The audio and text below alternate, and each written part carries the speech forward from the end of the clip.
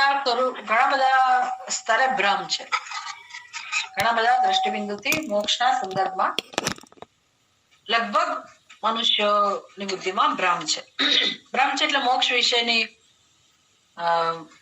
એવી સમજ છે. ગઈ વખતે આપણે જોયું હતું કે એક તો મુખ્ય સમજ તો એવી છે કે મૃત્યુ પછી પ્રાપ્ત થનારી વસ્તુ છે મોક્ષ.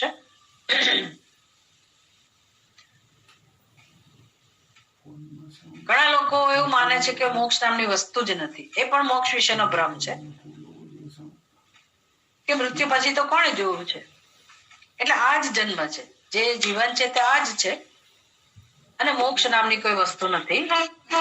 આ શરીરમાં જેટલો સમય આપણે છીએ એ જ આપણું સત્ય છે અને જેટલું જીવવાનું છે એટલું જીવવાનું છે.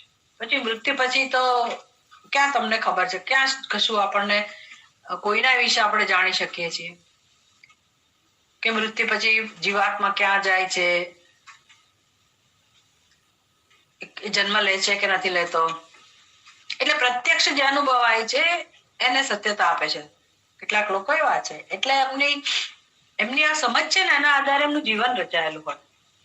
એટલે એ લોકો પછી એવું કે જીવનનો અર્થ શું, જીવનનું મહત્વ શું, જીવનનું ધ્યેય શું હોય શકે, તો ખાઈ પીને મોજ કરો, આવું ધ્યેય હોય. એટલે પછી ગમે તે જીવન, તમે ગમે તે કર્મ કરો, ધર્મનું આચરણ પણ કરો, એની સાથે સંબંધ નથી. તમારે જે કરવું એ કરો, સ્વચ્છંદતાથી તમે જીવો અને તમારી જે ભોગની ઈચ્છા હોય એ ઈચ્છા પૂરી કરો. મૃત્યુ પછી ક્યાં કોઈ જોવા જવાનું છે, ક્યાં તમે કોઈને ઓળખવાના છો, તમે ક્યાં જન્મ જાણો છો મૃત્યુ પછીનો. એટલે પુનર્જન્મમાં એ લોકો તો નથી માનતા, પૂર્વ જન્મમાં નથી માનતા અને મોક્ષ નામની કોઈ વસ્તુ જ નથી. એટલે અહીંયા પ્રત્યક્ષ જેટલું તમને જે દેખાય છે, અનુભવાય છે એ જ જીવન છે અને તમારે એને મહત્વ આપી અને જીવવું જોઈએ, આવું એ લોકો માનતા હોય છે. એટલે એમાંથી એક કહેવત છે, ઋણમ કૃત્વા ઘૃતમ પીબેત, દેવું કરીને ઘી ખાઓ. પણ તમે જેટલું જીવવું એટલું જીવો, તમારું સામર્થ્ય હોય, તમારી પાસે સુખ વૈભવના સાધનો હોય, ભોગના સાધનો હોય અને બસ મજા કરો, જીવો છો ત્યાં સુધી. આવી એ લોકોની એક સિદ્ધાંત હોય છે કે પાકો નિર્ણય હોય છે. કેટલા બધા લોકો એવા છે જીવન જગતમાં, એટલે એ લોકો મોક્ષને માનતા જ નથી. તો એ પણ મોક્ષનો જ ખ્યાલ થયો. મોક્ષમાં ન માનવું, ઈશ્વરમાં ન માનવું, એ પણ એક એ લોકોએ પોતાની સમજ છે. ગઈ વખતે આપણે કેટલીક ચર્ચા કરી હતી કે ઘણા લોકો એવું માને છે કે અમુક લોકમાં જવું, પોતાની ભક્તિ ના આધારે પોતાના ઈષ્ટ દેવતા હોય એના લોકમાં જવું અને ત્યાં એ ધામમાં જવું એમના મોક્ષ. શાસ્ત્રમાં પણ જુદા જુદા શાસ્ત્રની અંદર આ બધી વ્યાખ્યાઓ હોય છે મોક્ષની. સામીપ્યમ, સામીપ્યમ એટલે તે દેવતાની નજીકમાં જવું, એ લોકમાં જવું એક વ્યાખ્યા એ, પછી એમની અત્યંત સમીપમાં જવું બીજી વ્યાખ્યા એ, પછી એના જેવું સારૂપ્યમ, ભગવાન જેવા જ બની જવું, પોતાના ઈષ્ટદેવ જેવા જ હોવું, અને હવે અનેક વ્યાખ્યાઓ બધી જાત જાતની. પણ એમાં બધામાં દ્વૈત દર્શન રહેલું છે. આપણે એવી અઘરી વાતો નથી કરી દ્વૈત અદ્વૈત.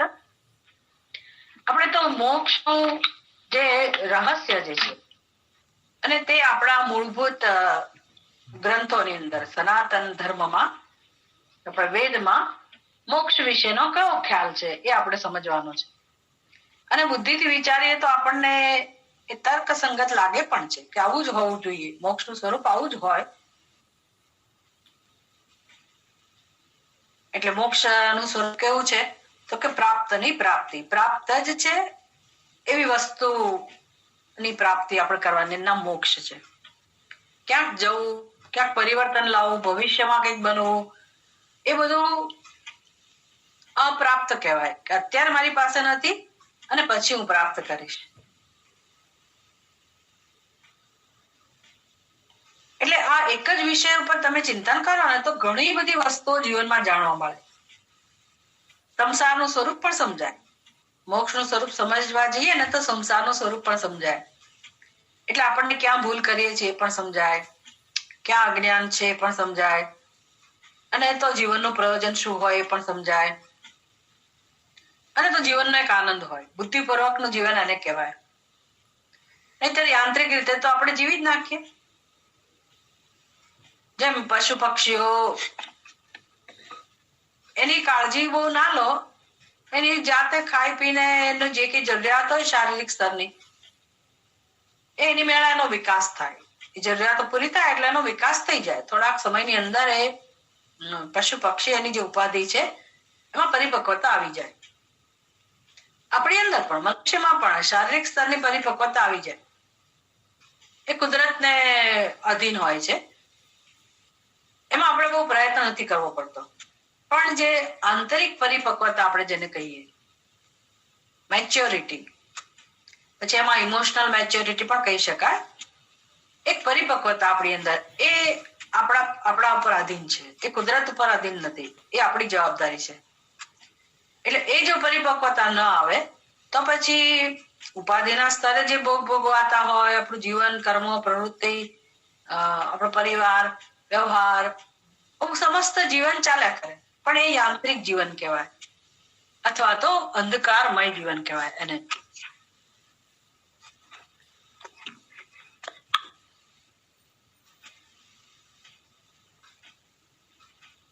અને એમાં કોઈ વિકાસ નથી હોતો. એમાં આપણે આખું જગત જીવે છે, એમાં આપણે પણ જીવીએ છીએ. અને સમય ક્યાં જતો રહે છે ખબર નથી પડતી. વૃદ્ધાવસ્થા આવી જાય અને પછી આપણે બસ, પછી તો ખબર જ છે બધાને, અંત આવી ગયો જીવનનો. વળી પાછો નવો જન્મ, વળી પાછું આની આ પદ્ધતિ જીવન જીવવાની, જો મનુષ્યનો જીવન મળે તો, જન્મ મળે તો. પણ એમાં આપણે વધુ ને વધુ બંધનમાં પડતા હોઈએ છીએ, એટલે દુઃખી થતા હોઈએ છીએ. અને સૌથી મહત્વની વસ્તુ છે, આપણને ભગવાને સરસ તક આપી છે. એ તકનો ઉપયોગ કરીને આપણે આપણો ઉદ્ધાર કરી શકીએ, આપણું કલ્યાણ કરી શકીએ. અને આપણે જેને પ્રેમ કરીએ છીએ, જે આપણા સ્વજનો છે, કાં તો આપણે એનો આશ્રય છીએ, કાં તો એ બધા આપણો આશ્રય છે.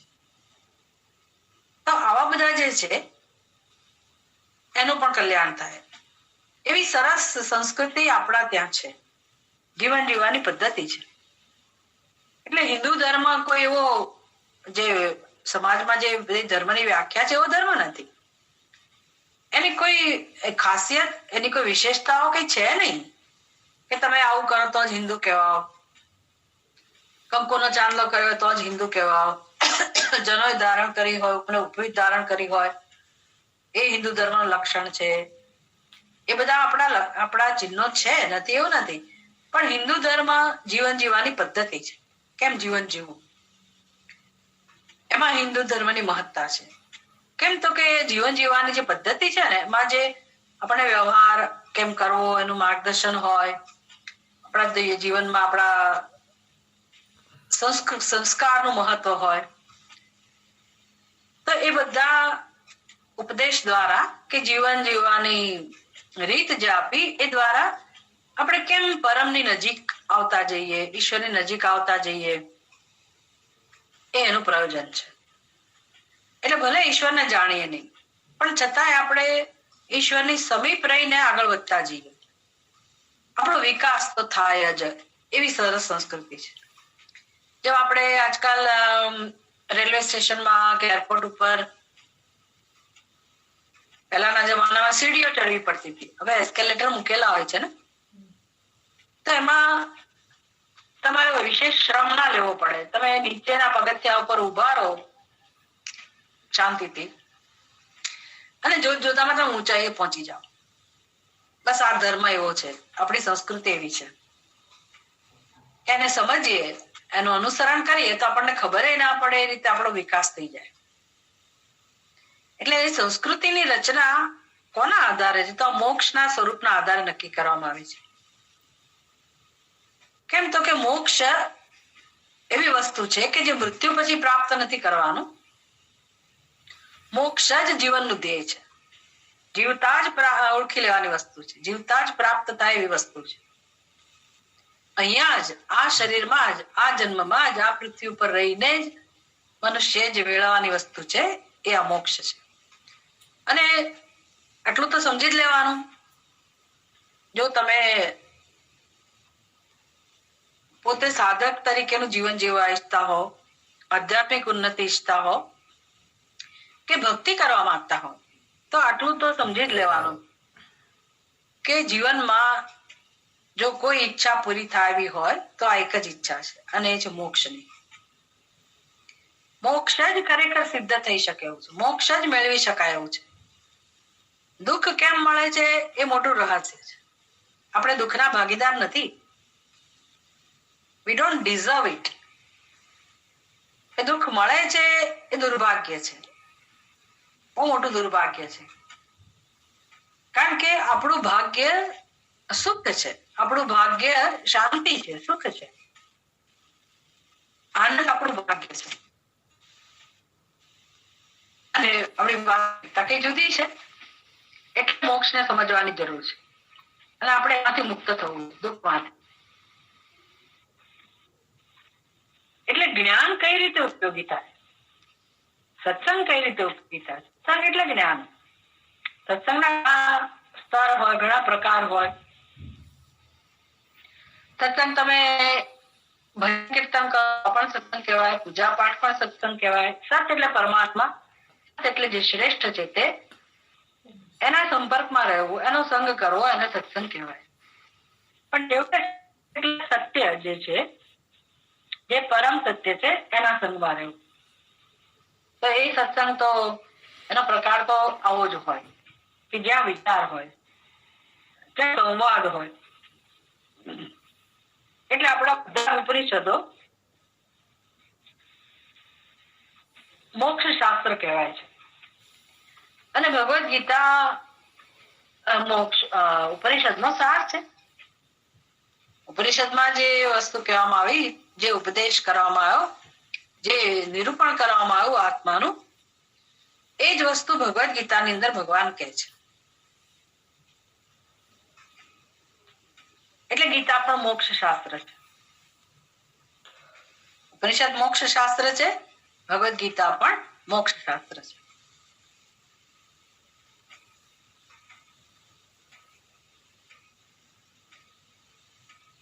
મોક્ષ શાસ્ત્ર એટલે શું? તો કે જે દુઃખમાંથી છોડાવે. અને આ બધા ઉપનિષદો દુઃખમાંથી કેમ છૂટાય એનું માર્ગદર્શન આપે. પણ કઈ રીતે? તો કે આખ્યાયિકા દ્વારા, સંવાદ દ્વારા. આખ્યાયિકા એટલે કહાની હોય, કથા હોય. તો તમે નચિકેતા નામ સાંભળ્યું હશે. કઠોળ ઉપનિષદનો એક નાનકડો એવો શિષ્ય છે, બાળક છે. પણ એ બાળક અને યમરાજા એના ગુરુ છે. ગુરુ થયા, ગુરુ બનાવ્યા નચિકેતા યમરાજાને. આપણે તો યમરાજાથી ડરીએ, ભાગી જઈએ. આપણે ઈચ્છીએ જ નહીં કે યમરાજા કોઈ દિવસ આપણી નજીકમાં ના નજીકમાં આવ્યો, આપણે ના ઈચ્છીએ. એની વાત કરવી એ ના ગમે, બીક લાગે આપણને. યમરાજા નચિકેતા પાસે નચિકેતા યમરાજા પાસે પહોંચી ગયો, બહાદુર બાળક. પણ એ બે વચ્ચેના જે સંવાદો છે, એના માધ્યમથી આપણને આત્માનો ઉપદેશ આપવામાં આવે. કઠોળ ઉપનિષદમાં નચિકેતાને જરાક સમજવા જેવો છે. તો આપણને ખબર પડે કે આપણે જીવનમાં આપણે પણ એની જેમ આગળ વધી શકીએ, આપણે પણ મોક્ષ પ્રાપ્ત કરી શકીએ. અને ભગવદ ગીતામાં પણ ભગવાન શ્રી કૃષ્ણ અને અર્જુન, આ બે વચ્ચે જે સંવાદો છે, એના માધ્યમથી પણ આ મોક્ષ કેમ પ્રાપ્ત થાય એની જ વાત છે. એક બાજુ તમે એમ કહો છો કે મોક્ષ એટલે પ્રાપ્તની પ્રાપ્તિ, એ સિદ્ધ જ છે. અને બીજી બાજુ એવું કહો છો કે ભગવાન ઉપાય બતાવે છે કે મોક્ષ કઈ રીતે પ્રાપ્ત થાય. આ બંને જરા કોન્ટ્રાડિક્ટરી લાગે, વિરોધાભાસ લાગે. કે મોક્ષ પ્રાપ્ત છે એક બાજુ એવું તમે કહો છો, અને બીજી બાજુ ઉપદેશ એવો છે કે મોક્ષ કઈ રીતે પ્રાપ્ત થાય. એટલે આપણે બધી ચર્ચાઓ કરી આ વસ્તુમાં, આ વિષયમાં, કે પ્રાપ્ત વસ્તુ હોય તો પણ ઘણી વાર અપ્રાપ્ત જણાય છે. એટલે અપ્રાપ્ત હોય તો પણ એ પ્રાપ્ત કરવાનો વિષય બને, અને પ્રાપ્ત હોય છતાંય એ વસ્તુ પ્રાપ્ત કરવાનો વિષય બની જાય. ક્યારે? જ્યારે આપણે એનાથી વિસ્મૃત, ભૂલી જઈએ, વિસ્મરણ થઈ જાય એનું, ત્યારે હોવા છતાંય આપણે ભૂલી જઈએ. એટલે આપણો જે આ પ્રશ્ન છે ને, મોક્ષની પ્રાપ્તિ, એ આવો છે કે આપણને ખબર નથી આપણે કોણ છીએ. આપણે કોણ છીએ એ ખબર નથી. આપણે જેની સાથે જીવન જીવીએ છીએ એ લોકો કોણ છે એ પણ ખબર નથી. આ જગત ખરેખર જગતમાં જે કઈ અનુભવાય છે એનું અધિષ્ઠાન કે એનું સત્ય કોણ છે એ પણ આપણને ખબર નથી. આવું છે. આવું જે અજ્ઞાન છે એમાંથી જે વસ્તુ જે સત્ય સતત અનુભવાય છે છતાં પણ એની ઓળખ નથી. ઓળખ નથી. એને પરિણામે દુઃખ છે જીવનમાં. એને પરિણામે આપણા જીવનમાં અસંતોષ છે, તિરસ્કાર છે. ખરેખર કોનો તિરસ્કાર થયો છે? નહીં જાણવાથી આત્માનો તિરસ્કાર, એમાંથી આત્માનો અસંતોષ, અને પછી શોધ એની જ ચાલે છે. આ બધી ખબર હોય તો આપણે જીવનનો ઉપયોગ કરી શકીએ કે આવું છે. એટલે કામ તો આ એક જ કરવાનું છે. પછી જે આપણા બધા કર્મો કે વ્યવહાર કે જીવન જીવવાની જે પદ્ધતિ છે એ તો પછી એક પ્લેટફોર્મ છે, આધાર છે. એ બધાનો આધાર લઈ આપણે આપણી જીવનની જે અત્યારે આપણને આવશ્યકતાઓ જણાય છે, જરૂરિયાત જણાય છે,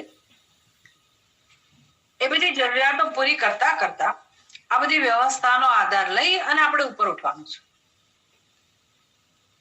કેટલીક વસ્તુઓ આપણા હાથમાં છે, કેટલીક વસ્તુઓ આપણા હાથમાં નથી.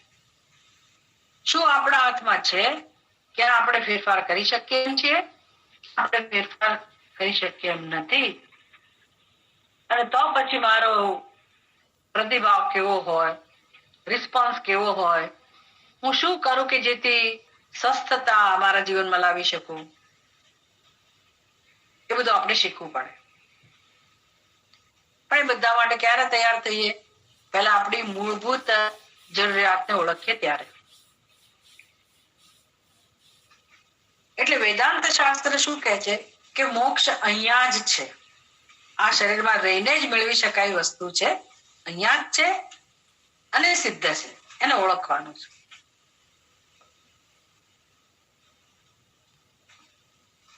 ઓળખવાની રીત છે. કેવી રીતે ઓળખવાનું છે? તો કે આપણું જ આત્મ સ્વરૂપ છે. જે આપણે પ્રાપ્ત કરવા ઈચ્છીએ છીએ એ પરમાત્મા જે આનંદ સ્વરૂપ છે, જે નિત્ય છે, જે સત્ય સ્વરૂપ છે, જ્ઞાન સ્વરૂપ છે, આનંદ સ્વરૂપ છે, એ જ પરમાત્મા રામચંદ્રજીના રૂપમાં છે. એ જ પરમાત્મા કૃષ્ણ ભગવાનના રૂપમાં છે. એ જ આપણા અનેક રૂપ, અનેક નામના રૂપમાં જે દેવી દેવતાઓના રૂપમાં પ્રગટ થાય, એ એક જ પરમાત્મા છે. એટલે જેને આપણે ઈષ્ટદેવ કહીએ છીએ એ વાસ્તવમાં જેના માટે બ્રહ્મ શબ્દ વપરાય, ખરા અર્થમાં એ જ તત્વની અભિવ્યક્તિ છે. અને એ તત્વ એટલે જ આપણું આત્મ સ્વરૂપ. એની ઓળખ કરવાની છે જીવનમાં. આવું જે સત્ય છે એ સત્યને જાણી લઈએ પછી બધા પ્રશ્નોનો અંત આવી જાય. એનું નામ મોક્ષ. એટલે એ જે સત્ય છે એ દરેકનું સત્ય છે, દરેક સ્થળે છે, દરેક સમયે છે. એને કેમ ઓળખવું એ એક જ જીવનનું ધ્યેય બની જાય. એના માટે ઉપાય બતાવે છે ગીતામાં ભગવાન. કયા કયા ઉપાયો છે? તો કે ઓળખવાનું છે નથી. તો મને કહો તમે કે તમે સુખ ને શાંતિ ને પ્રેમ ને શેનાથી ઓળખો છો? બધા અનુભવ કરી શકે છે સુખનો, શાંતિનો, પ્રેમનો, પણ એ અનુભવવા માટેનું સાધન કયું છે આપણી પાસે? આંખો પણ સાધન છે. આંખો શું દેખાડે આપણને? રૂપ દેખાડે. કાન શું દેખાડે? શેનો અનુભવ કરાવે? તો કે શબ્દનો, અવાજનો. ચામડી શેનો અનુભવ કરાવે? તો કે અત્યારે કેટલી ઠંડી છે, કેટલું ટેમ્પરેચર છે. સ્પર્શનો અનુભવ કરાવે. બધી જ્ઞાનેન્દ્રિયો પોતપોતાના ક્ષેત્રના જે વિષયો છે એને અનુભવ કરાવે. શબ્દ, સ્પર્શ, રૂપ, રસ અને ગંધ. હવે તમે જો આવો સત્સંગ કરશો ને વેદાંતનો, તો કેટલીક ટેકનિકલ વસ્તુઓ પણ આવે, પણ તમે લોકો એ સમજી શકો એમ છો. એટલી તો બધાની અંદર કેપેસિટી હોય છે. ટેકનિકલ એટલે એવી ટેકનિકલ નહીં, પણ કેટલાક શબ્દો જ્ઞાનેન્દ્રિયો કોને કહેવાય, કર્મેન્દ્રિયો કોને કહેવાય, અંતઃકરણ કોને કહેવાય, કારણ કે આપણે એના માલિક છીએ. ભગવાને આપણને આ બધું આપ્યું છે એટલે આપણે એને જાણવું જોઈએ. કઈ અઘરું તો છે નહીં. એટલે આ જ્ઞાનેન્દ્રિયો જે આપેલી છે ભગવાને, 5 જ્ઞાનેન્દ્રિયો છે મનુષ્ય પાસે. મનુષ્યની વાત કરીએ તો એનાથી આપણે અનુભવ કરીએ છીએ જગતનો. કેવા રૂપમાં? શબ્દ. શબ્દ એટલે અવાજ. કોણ આપણને અવાજનું જ્ઞાન કરાવે છે? શેનાથી શબ્દનો અનુભવ થાય છે? તો કે કર્ણેન્દ્રિય. સ્પર્શ એનો અનુભવ કોણ કરાવે છે? તો કે આપણી ત્વગ ઇન્દ્રિય, ચામડી. પછી રૂપ. રૂપનું જ્ઞાન કોણ કરાવે છે? તો કે આપણી ચક્ષુ ઇન્દ્રિય. શબ્દ, સ્પર્શ, રૂપ. પછી રસ. સૌથી મહત્વની વસ્તુ છે રસ. રસનો અનુભવ કોણ કરાવે? કે રસના. રસના એટલે આપણી જીહવા, જીભ. એ પણ જ્ઞાનેન્દ્રિય છે. અને છેલ્લે ગંધ. ગંધ એનો અનુભવ કોણ કરાવે છે? તો કે ઘ્રાણેન્દ્રિય. એને સંસ્કૃતમાં ઘ્રાણેન્દ્રિય કહેવાય. ગુજરાતીમાં આપણે એને નાસિકા, સંસ્કૃતમાં નાસિકા, નાક.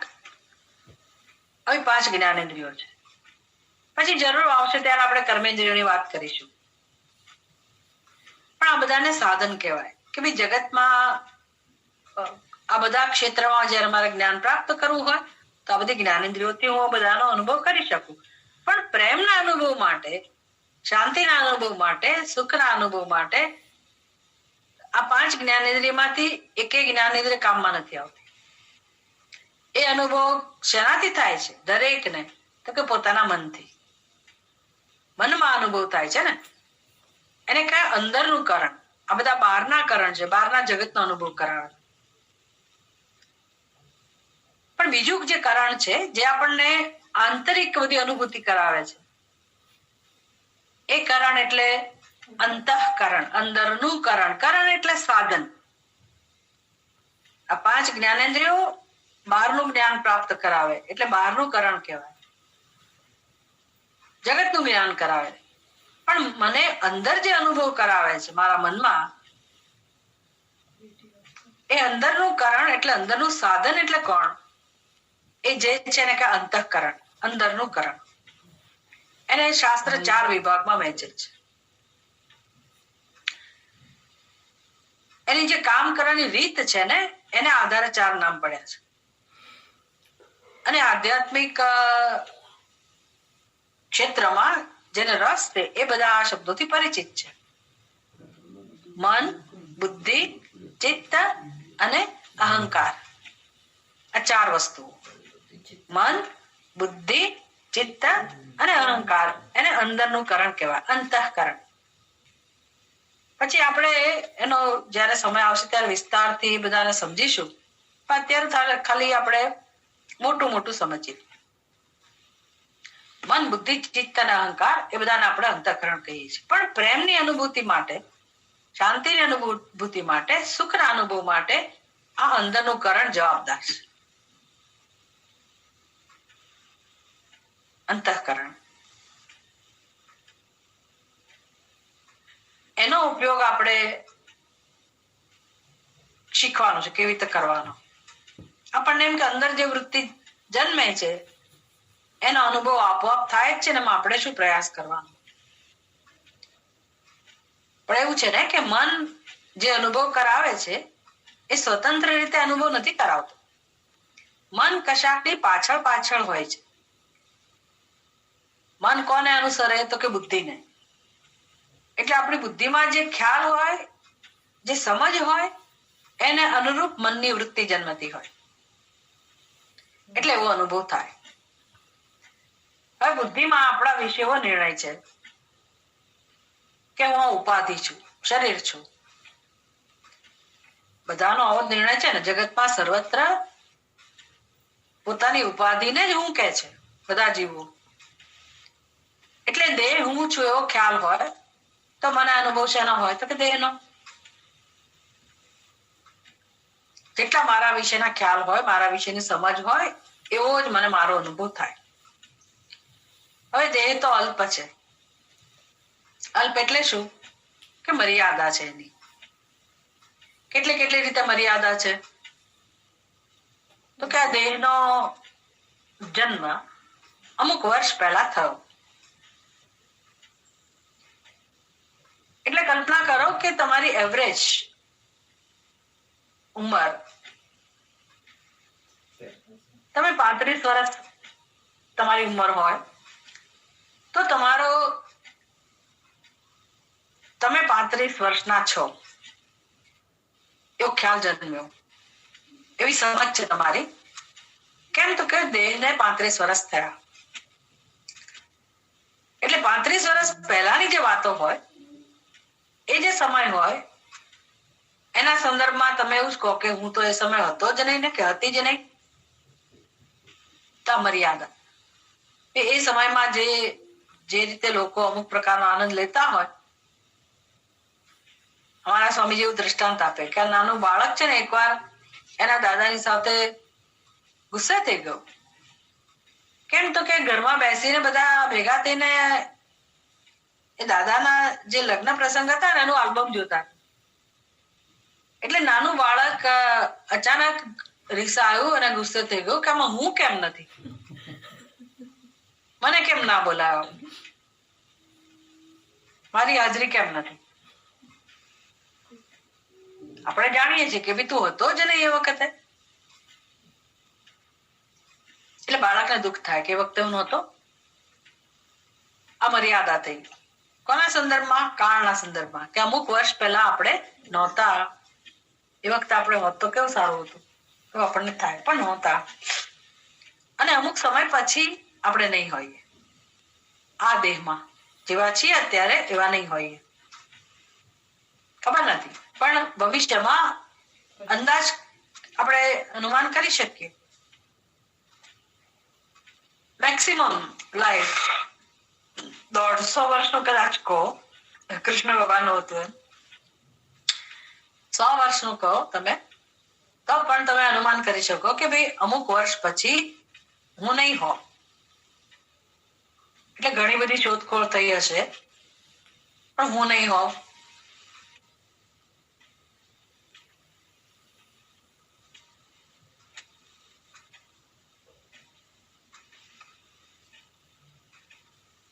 આ મર્યાદા થઈ. સમયને ધ્યાનમાં રાખીને, કાળને ધ્યાનમાં રાખીને, અલ્પતા આપણો અનુભવ થયો.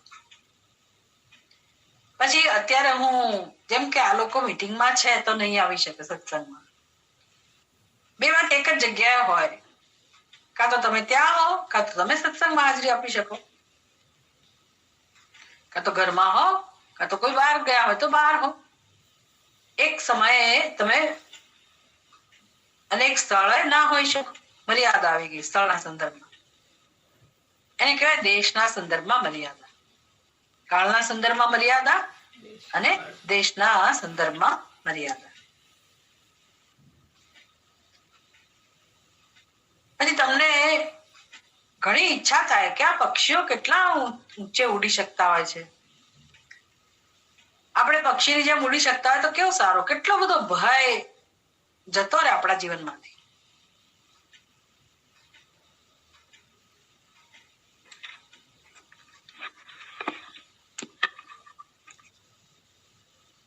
પક્ષીઓને કેવી શાંતિ.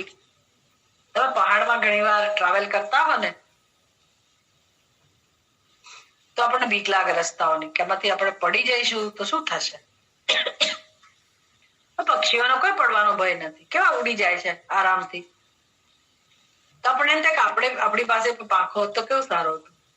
આપણે પણ આવા ભયાનક સ્થળોમાંથી આરામથી આપણે નીકળી શક્યા હોત, વિચરણ કરી શક્યા હોત, પણ નથી થઈ શકતું. એટલે આ બધી મર્યાદાઓ કહેવાય, અલ્પતા કહેવાય. એ બધો આપણો અનુભવ છે. પણ એ શેમાંથી અનુભવ જન્મ્યો એ આપણે જાણતા નથી. અને બધાને અનુભવ છે, આવો જ અનુભવ છે. એટલે આપણને એમ કે આવું જ હોય. વેદાંત શાસ્ત્ર આપણું ધ્યાન દોરે છે કે જો આપણે જે વિચારીએ છીએ એને અનુરૂપ આપણો અનુભવ હોય છે. આપણા જે ખ્યાલ હોય એને અનુરૂપ આપણે આપણા આત્મ સ્વરૂપની વાત છે. આત્મ સ્વરૂપના સંદર્ભમાં જે આપણો ખ્યાલ હોય એવો આપણો અનુભવ હોય. જો એ ખ્યાલ સાચો હોય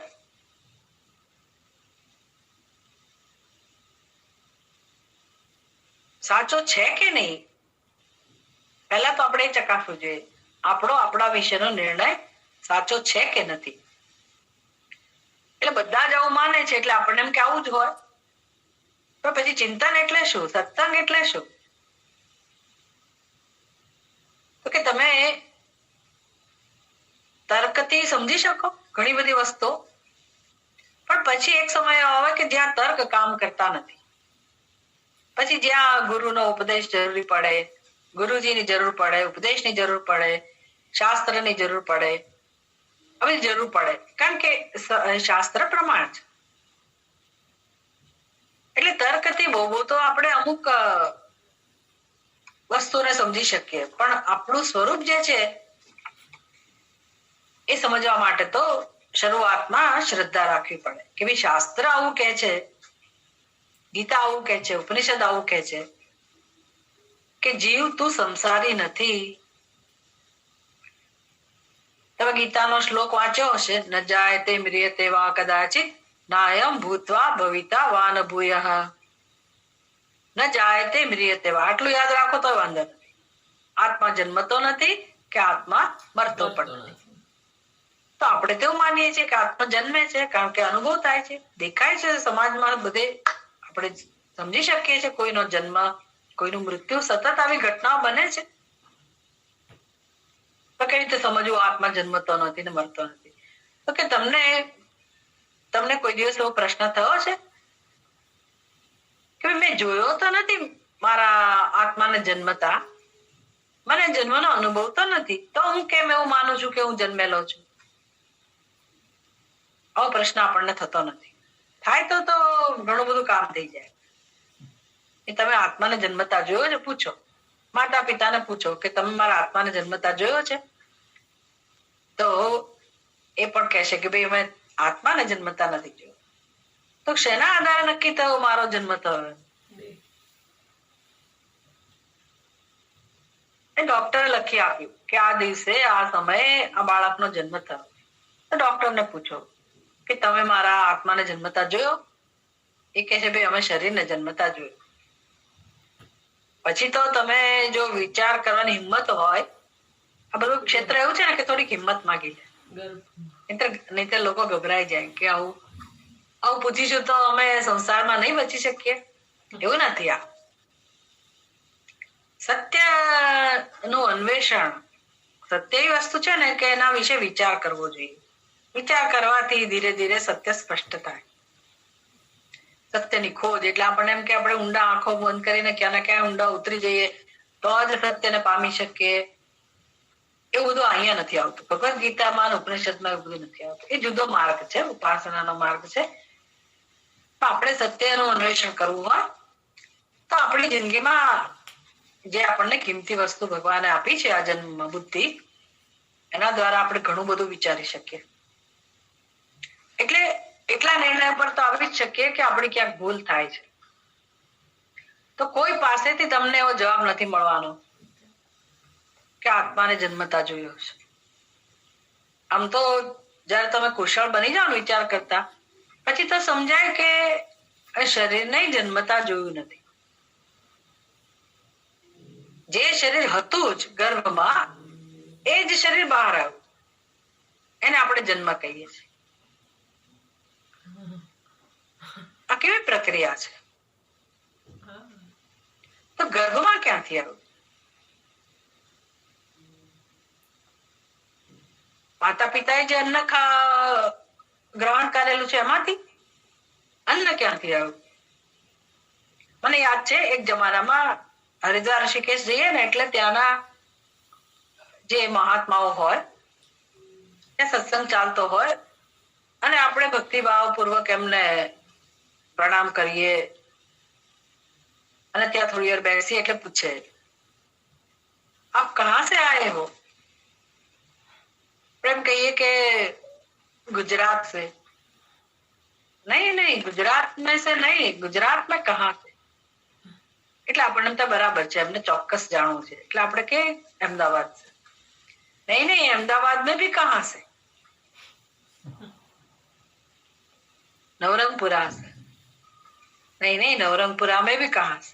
એટલે આપણે આપણા ફ્લેટ નું નામ આપીએ, સોસાયટી નું નામ આપીએ, ઘરનો નંબર આપીએ. વહાં ભી કહાં સે આયે. પછી આપણે જરાક વિચાર કરતા થઈ જઈએ કે અમને શું જાણવું છે, અને મારી પાસે તો કોઈ ઉત્તર છે નહીં. જરા સોચ કે બતાઈએ વહાં ભી કહાં સે આયે. પછી આપણે એમ કહીએ કે માતા પિતા से. वहां भी कहां से आए. माता पिता ने जो अन्न ग्रहण किया उसमें से हमारा शरीर बना. नहीं, वो अन्न में भी कहां से आए. એટલે હવે તો આપણે વિચારવું જ પડે કે અન્ન ક્યાંથી આવ્યું ભાઈ. અન્ન ઔષધિભ્યો અન્નમ. ઔષધયઃ, ઔષધ એટલે વનસ્પતિ. ખેતરમાં ઘઉંનો પાક લગાવ્યો હોય, બાજરીનો પાક લગાવ્યો, બધું અન્ન કહેવાય. એ ક્યાંથી આવું તો કે પૃથ્વીમાંથી. पृथ्वी में आप कहां से आए. जल में से. जल में कहां से आए. अग्नि में से. अग्नि में भी कहां से आए. वायु में से. वायु में भी कहां से आए. आकाश में से. બધી વેદાંતની રીત છે શીખવાની. તો આકાશ में भी कहां से आए. પરમાત્મા. આટલું અનુમાન તો કરી શકાય. જો કે અત્યારે કે મારે તમને બધું નથી કેવું કે હું વિચાર કરતા શીખો, પણ એક આવું એક પ્રક્રિયાનો અંદાજ તમને આવી શકે કે જીવનમાં વિચારવા હોય તો ઘણું વિચારવા જેવું છે. આવું પણ વિચારવા જેવું છે કે વાત તો સાચી છે કે આકાશ નામની વસ્તુ શેમાંથી આવી હોય તો કે પરમાત્મામાંથી. તો તમે ક્યાંથી આવ્યા છો. બધા જ ક્યાંથી આવ્યા છે. સૌ કોઈ ક્યાંથી આવતું હશે. બસ એ મહાત્માને એ જવાબ જોઈતો કે તમે વિચારો કે તમે ક્યાંથી આવ્યા હો. એટલે તમારું સત્ય શું હોય. પરમાત્મા તમારું સત્ય હોય. પરમાત્મા સિવાય તમારું કોઈ સત્ય હોય જ ના શકે. પરમાત્માનું સ્વરૂપ કેવું છે તો આ જવાબ ઉપરથી તો આકાશ જો સર્વવ્યાપક હોય, અનંત હોય, એક હોય, અતિ સૂક્ષ્મ હોય અને હોય જ, આકાશનો નાશ ના થઈ શકે, કોઈ રીતે એનો નાશ ના થઈ શકે. કોઈ શસ્ત્રો એને કાપી ના શકે, અગ્નિ એને બાળી ના શકે, જળ એને ડુબાડી ના શકે, વાયુ એને ઉડાડી ના શકે. આકાશ સલામત છે અને પરમાત્મા ઉપર આશ્રિત છે. પરમાત્મા ના હોય તો આકાશ ના હોય. તો પછી આપણું સત્ય એટલે જ પરમાત્મા. આપણે ખરેખર એ જ છીએ. પરમાત્માથી માંથી આવે એટલે શું. પરમાત્મા જ બની, પરમાત્મા જ આપણું સત્ય હોય તો આપણો નિર્ણય એવો હોવો જોઈએ ને કે હું કોણ છું. એની બદલે નિર્ણય કેવો હોય છે શરીર મારું સત્ય હોય તે શરીર ની અવસ્થા તો બદલાયા કરે. બાળકનું શરીર હતું, પછી કુમાર અવસ્થા આવી, પછી યુવા અવસ્થા આવી, પછી પ્રૌઢ અવસ્થા આવી. તો શરીરની અવસ્થાઓ બદલાય છે પણ અંદર જે સ્વરૂપ છે, જ્ઞાન સ્વરૂપ, એમાં તો કોઈ પરિવર્તન નથી આવતું. એટલે ક્યાંક ભૂલ થાય છે જીવનમાં. પહેલી વાત તો એ તો આજે બહુ ભૂલ, આજે અઘરી વાતો થઈ ગઈ. મારે ખરેખર તમને આજે સરળ વાતો કરવી છે પણ કોઈક રીતે આ વિશે ભગવાનની ઈચ્છા હશે, કારણ કે મોક્ષને સમજવા માટે મહત્વની વસ્તુ છે. પણ ચલો આટલું આપણે સુધી પહોંચ્યા કે જીવનમાં આ પ્રકારે અજ્ઞાન છે અને આપણું સત્ય તો એટલું બધું સુંદર છે, એટલું ચડિયાતું છે અને સમજવા જેવું છે. સત્યમ શિવમ સુંદર કહેવાય છે ને, એવું આપણું સત્ય છે. અને આનંદ સ્વરૂપ છે એ હંમેશા છે અને બધાનું સ્વરૂપ છે અને અત્યારે આ ક્ષણે પણ એ જ અનુભવી શકાય એવું સત્ય. આ રહસ્ય છે એનું. તો આપણો પ્રશ્ન છે કેમ અનુભવાતું નથી. એટલે અજ્ઞાન છે તો સમજ્યા, પણ હવે અજ્ઞાન છે એટલે ક્યારનું અજ્ઞાન છે, આજકાલનું તો છે ને. એટલે એ અજ્ઞાન જે ખોટો ખ્યાલ છે પોતાના વિશેનો, એ ઘણા ઘણા ઘણા ઘણા જન્મોથી છે. એને કહેવાય અનાદિકાળ. અનાદિકાળથી આવો ખ્યાલ છે આપણો, એટલે ટેવ પડી છે, એટલે એ સત્ય જણાય છે. વિચાર નથી કર્યો બસ, એટલે આપણી ભૂલ છે. પણ બધા એવું માને છે કે આપણને અને જીવન જીવાય છે, એક પછી એક જન્મો આપણે લીધા કરીએ. આ તો મનુષ્યનો જન્મ મળે, પછી ભગવાનની કૃપા હોય, કઈક આપણા પુણ્ય કર્મ હોય, ઘરમાંથી કોઈના આશીર્વાદ મળ્યા હોય, કશું ઘટના બની હોય તો આપણને આવો સત્સંગ કરવાનું મન થાય. લોકો જોડાય ખરા, તૂટી જાય. ફલાણી વ્યક્તિ જતી રહી, ટીકડી વ્યક્તિ જતી રહી, મીટિંગ માંથી જતા રહે. અઘરું છે ને આ બધું. બેસવું, શાંત ચિત્તે સાંભળવું, અઠવાડિયામાં એક દિવસ એના માટે સમય આપવો. તો આપણે કહીએ કે ભાઈ મારે આવું કારણ હતું, તેવું બધું બરાબર છે, પણ મીટિંગ આ પ્રકારના સત્સંગમાં હાજરી આપવી એ બહુ પુણ્યનું ફળ છે. બહુ બધા પુણ્યનું ફળ છે. તક આવી છે, આપણને મળી છે.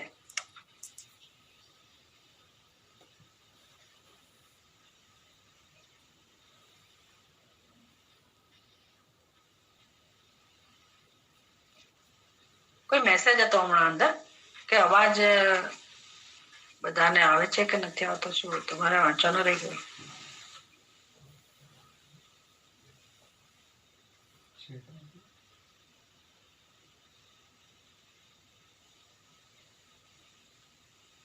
અવાજ કપાય છે બધાને. નહીં, એવો કંઈક મેસેજ હતો કે બધાને અવાજ કપાય છે માતાજી, પણ અહીંયા તો ક્લિયર સંભળાય છે અમને. ઓકે, ઠીક છે.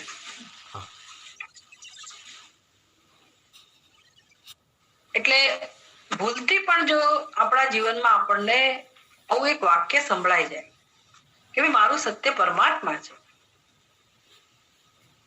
અને મારો જે ખ્યાલ છે તદ્દન વિપરીત છે, બસ આ એક રહસ્ય, અહીંથી જ બધા રહસ્યના દ્વાર ખુલી જાય છે. રહસ્ય ઉકેલવું હોય તો આ મુખ્ય દ્વાર છે. એક વાર પણ મને કાને પડી જાય કે મારા જીવનમાં મારા વિશે જ ખોટી સમજ છે, ખોટો નિર્ણય છે, બસ પછી જે જન્મમાં આપણે કામ કરીએ. પણ આ બહુ પુણ્યનું ફળ છે કે આવું આપણને આવું સાંભળવા મળવું. અને પછી સમજાય ત્યારે તો પૂછવું જ છું. જો આપણને સમજાય કે અમારી જીવનમાં બહુ મોટી ગંભીર ભૂલ છે, સમજાય જાય પછી આપણે એનો ઉકેલ માટે જીવન જીવીએ અને બધી પ્રવૃત્તિ રહે. એવું નહીં કે આપણે બધું છોડીને જતા રહીએ, કે ભગવાન આપણી પાસેથી અપેક્ષા રાખે કે બધું છોડી દો, આ બધું નકામું છે. આ બધું અધ્યાત્મમાં ક્યાંથી આવ્યું છે સમજાતું નથી. ગીતામાં તો ક્યાંય ભગવાન એવું કહેતા જ નથી. ગીતામાં તો ભગવાન જે છોડવાનું કહે છે એ તો જયારે આપણે સમજીએ ને ત્યારે એવું લાગે કે આ તો દુઃખ રૂપ જે હતું, જે કચરો હતો, એનો જ ત્યાગની વાત હતી. જેમ કેળાની છાલ કોઈ પકડીને કેળું ખાતા પછી છાલને ખિસ્સામાં રાખીને કોઈ ના ફરે. કોઈ કેવું ના પડે કે તમે આ છાલનો ત્યાગ કરો. કેમ તો કે સ્પષ્ટ ખબર છે કે આ છાલનો કોઈ મારે ઉપયોગ નથી. તમે એનો તિરસ્કાર ના કરો, ગમે ત્યાં ફેંકી દો, એવું તો ના જ કરીએ આપણે, પણ એને ખિસ્સામાં નાખીને ના ફરીએ. એનું જ્યાં જગ્યા હોય એટલે કે એનો ત્યાગ સરળતાથી સહજતાથી થઈ જાય. કેમ તો કે એની કોઈ ઉપયોગિતા નથી. એટલે આ સત્સંગ આપણને શું શીખવાડે, જીવનમાં શું મહત્વનું છે, કઈ વસ્તુ મહત્વની છે. અત્યારે આપણી બુદ્ધિમાં, આપણી દ્રષ્ટિમાં જે અત્યંત ગૌણ છે એને આપણે એટલું બધું મહત્વ આપીએ છીએ. અને જે આપણું સત્ય, કોઈનું પણ સત્ય એક જ છે, એ પરમ તત્વ જે સૌથી મહત્વનું છે એને આપણે એની સામે જોતા પણ નથી, એના વિશે વિચારતા પણ નથી. પણ આ સત્સંગથી ધીરે ધીરે સમજ આવે પછી પરમાત્મા આપણા માટે ધ્યેય બની જાય, પરમાત્મા મહત્વનું બની જાય. પછી એની પસંદગી, પછી એને જ કેન્દ્રમાં રાખીને આપણે જીવન જીવીએ, પછી એને સમજવા માટે તૈયાર થઈએ. પછી મુખ્ય વસ્તુ કે ભાઈ એનો અનુભવ થાય, એના માટે અત્યારે કોઈ ઉપાય છે કે નહીં. હું જયારે જાણું ત્યારે તો અનુભવ થવાનો જ છે, મારો નિર્ણય એના અનુરૂપ થશે એટલે આનંદનો અનુભવ જ હશે, આનંદ સિવાય કશું નહીં. હવે અત્યારે શું? અત્યારે મને શાંતિ જોઈતી હોય, આનંદ જોઈતો હોય તો મળે કે ના મળે. એટલે આ આપણે જે સત્સંગ શરૂ કર્યો છે ને એ માર્ગ એવો છે કે પછી આનંદ મળે એ તો મળશે જ, પણ જ્યારથી હું આ દિશામાં આગળ વધું ત્યારથી જ મને આનંદ મળવાનો શરૂ થઈ જાય. જીવન એવી સરસ રીતે જીવવાનું શરૂ થઈ જાય કે અત્યારે જયારે હું નિર્ણય લઉં, વિચાર કરું, ત્યારથી જ મારા જીવનમાં આનંદનો પ્રવેશ શરૂ થઈ જાય, આનંદ પ્રગટવાનું શરૂ થઈ જાય. એવો આ માર્ગ છે. એટલે પછી જે જીવન જીવવાની જે રીત છે એ શીખી લઈએ અને એ પ્રમાણે આપણે જીવન જીવવાનું શરૂ કરીએ. સમજ તો આવે નવી, પણ એ સમજ પ્રમાણે જીવન જીવાતું જાય એ બહુ મોટી સિદ્ધિ છે. એ જ કામ કરવાનું છે, બીજું કઈ કામ નથી કરવાનું. બાકી બધું ભગવાન આપી રહેશે. મહેનત તો કરીએ જ છીએ આપણે, એવું નહીં કે આપણે એના માટે પુરુષાર્થ નહીં કરવાનો, કરીએ છીએ, પણ મુખ્ય પુરુષાર્થ આ છે. અને તમે એને તમારી બે જરૂરિયાતમાં વહેંચી શકો, ભૌતિક જરૂરિયાત અને આધ્યાત્મિક જરૂરિયાત. એની ચર્ચા આપણે આવતી વખતે કરવાના છીએ. પણ ભૌતિક જરૂરિયાત એ પણ આપણી જરૂરિયાત છે અત્યારે, અને આધ્યાત્મિક જરૂરિયાત એ પણ આપણી જરૂરિયાત છે. ભૌતિક જરૂરિયાત એટલે શું? આપણું એજ્યુકેશન, કેરિયર, લગ્ન, બાળકો, પરિવાર, પ્રતિષ્ઠા, અને આપણું જે કઈ ઘર, વાહનો, જે આપણે સીધી ભૌતિક સિદ્ધિ ઈચ્છીએ છીએ તે એ આપણી જરૂરિયાત છે. એની કોઈ ના નથી. અને એની ઉન્નતિ થવી જોઈએ, ભૌતિક ઉન્નતિ પણ જીવનમાં આવવી જોઈએ. પણ બીજી આપણી એક જરૂરિયાત છે, રિક્વાયરમેન્ટ, જેને લોકો ધ્યાનમાં લેતા નથી. એક જ જરૂરિયાતને ધ્યાનમાં રાખીને માણસ પ્રયાસ કરે છે. બીજી જરૂરિયાત છે આપણી મનની જરૂરિયાત. મનને શું જોઈએ છે? એ મનની જે જરૂરિયાત છે, જે આપણે ગયા વખતે ચર્ચા કરી હતી કે મન કંઈક ઈચ્છે છે હંમેશા. એટલે નાની મોટી ઈચ્છાઓની પૂર્તિ દ્વારા મનને શું જોઈએ છે? તો છેવટે મનની જરૂરિયાત શાંતિની, પ્રેમની, મુક્તિની, આ બધી જે જરૂરિયાત છે ને આધ્યાત્મિક જરૂરિયાત કહેવાય. એ કેવી રીતે પૂરી થાય એ આપણે જાણતા નથી. એનું માર્ગદર્શન આપણને ભગવદ્ ગીતા, ઉપનિષદ એ બધામાંથી મળતું હોય છે. તો આવતી વખતે જે આપણે સત્સંગ શરૂ કરીશું એમાં આ તમારે યાદ રાખવાનું છે કે આપણી બે પ્રકારની જરૂરિયાત, ભૌતિક જરૂરિયાત, ભૌતિક ઉન્નતિ, અને બીજી આધ્યાત્મિક જરૂરિયાત, આધ્યાત્મિક ઉન્નતિ. એને ધ્યાનમાં રાખીને આપણે ચર્ચા કરવાના છીએ. અત્યારે આપણે આ પૂરું કરીએ છીએ.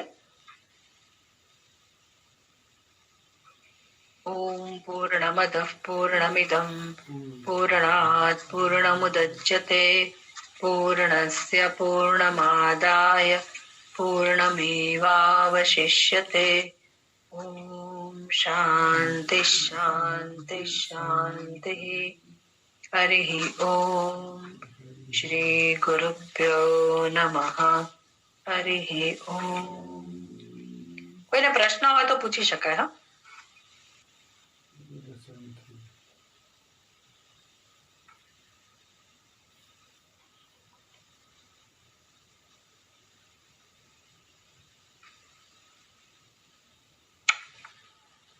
તમારામાંથી કોઈને કોઈ પ્રશ્નો છે?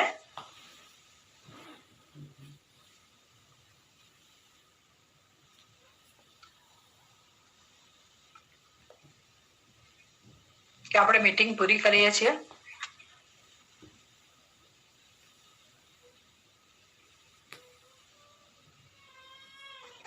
તમારામાંથી કોઈ પણ જવાબ આપી શકે. હા, હા માતાજી, પ્રશ્નો તો લાગતા નથી અત્યારે કોઈને. Okay okay. તો આપણે આવતા બુધવારે મળીશું. ચોક્કસ માતાજી. ઓકે. ઓમ નમસ્તે. હરિઓમ માતાજી.